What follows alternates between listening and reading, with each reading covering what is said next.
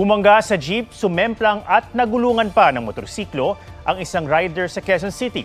Ang nahulikam na disgrasya sa kalsada sa report ni Rafi Tima.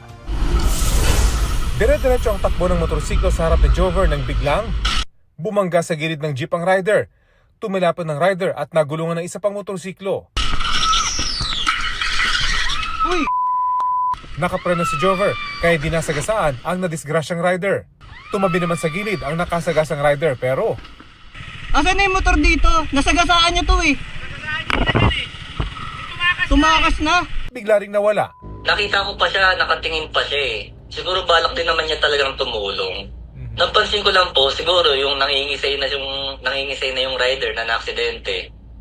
Maya-maya lang dumiretso na po siya. Nangyari ang disgrasyang yan sa Congressional Avenue, Quezon City.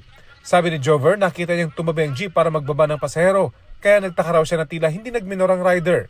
Tinulungan nila Jover at ng iba pang rider maging ng mga pasahero ng jeep ang nadisgrasyang rider.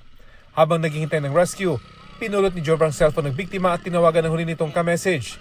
Unti-unti rin nagkamalay ang biktima. Sir, wag ka man nagagalaw.